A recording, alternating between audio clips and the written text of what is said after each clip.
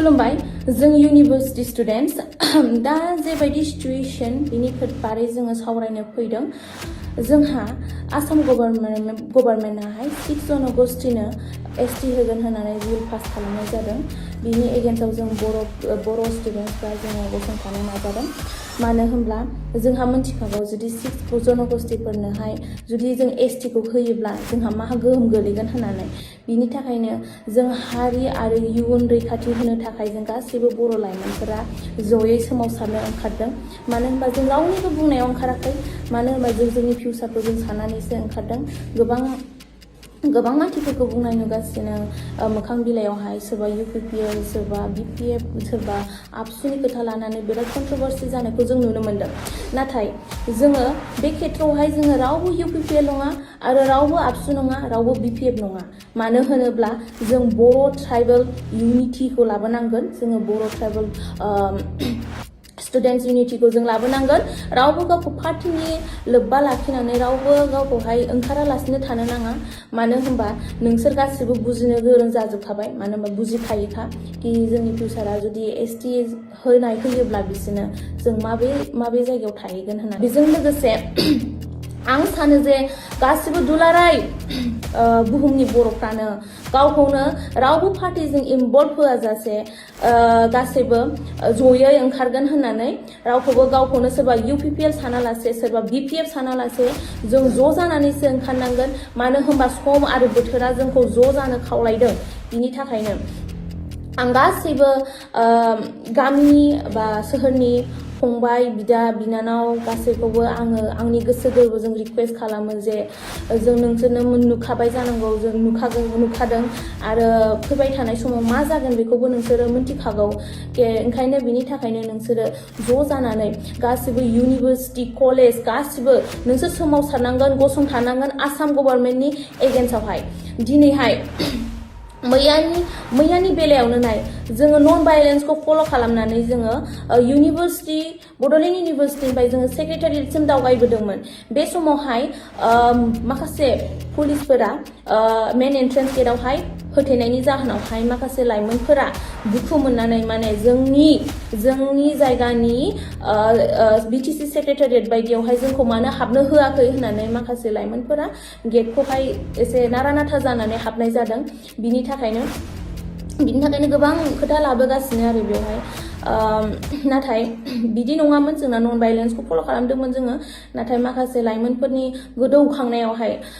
बेफोरबायदि जाथाया जानानै थांबाय बेजों लोगोसे दा खोथाया जाहैदों दिसपुरनि जा सेक्रेटारियेट बियो असमिया हारिखौ जौगाहोनायनि थाखाय खामानि मावो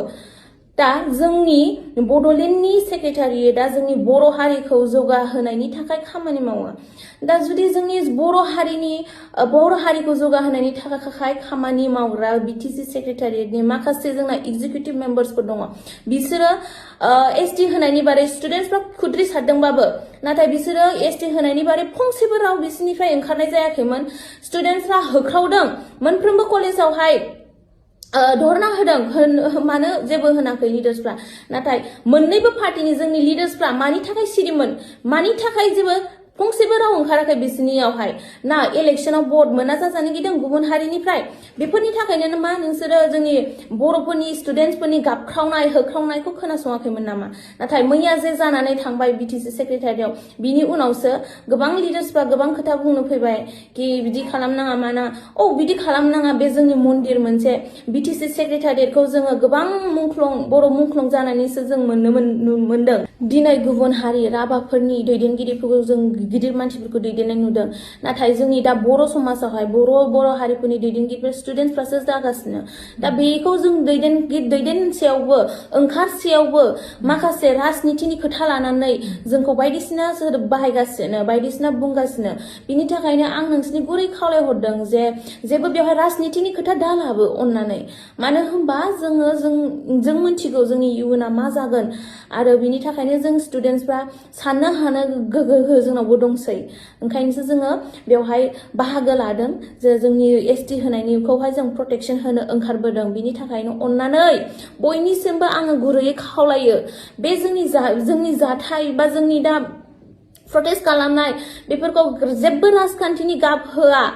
आरो जेबो बिदि गावजों गाव इना इनि जाया। मानो होनबा जुदि जोङो गावजों गाव इना इनि जानायावनो जोंहा गोबां जोहोलावजोफोरा गोमानानै थांनांदों। बेफोरावनो गोबां जोहोलाव दैमालुमोन बायदिया जोङो गोमानानै थांनांदों। जुदि जोङो गावजों गाव न'खरनियानो जुदि ज' जायाब्ला गुबुना जोंखौ नारसिननो बोलो मोनगोन, गुबुना जोंखौहाय गाहायाव दोननो बोलो मोनगोन। बिनि थाखायनो गासैबो बर' हारिनि लाइमोनफोर गासैखौबो एसटि स्टुडेन्टसफोरखौहाय आङो गासैखौबो ज' जानो थाखाय खावलायहरबाय आरो बेजों लोगोसे गासैबो बर' हारिफ्रा ओंखारनांगोन। बिनि थाखायनो आं नोंथांमोनखौ गासैबो खावलायबाय बेवहाय जेबो इना इनि लाबोनो नाङा। मानो होनबा जोंनि हारिखौ संरैखाथि होनांगोन। मानोना जोंनि हारिया जोंनि इयुना जोंनि आखायावहाय दङ। बिनि थाखायनो जोङो जोंनि हारिखौ बासायनानै लाखिनो थाखाय जोङो ज' जानांगोन। बिनि थाखायनो गासैखौबो आंनि गोसो गोरबोजों रिक्वेस्ट खालामो बेवहाय जेबो पलिटिक्सनि खोथा लाबोनो नाङा आरो नोंसोरबो ज' जानानै जोंजों बाहागो लागोन। CC2A long live and tribal unity long live.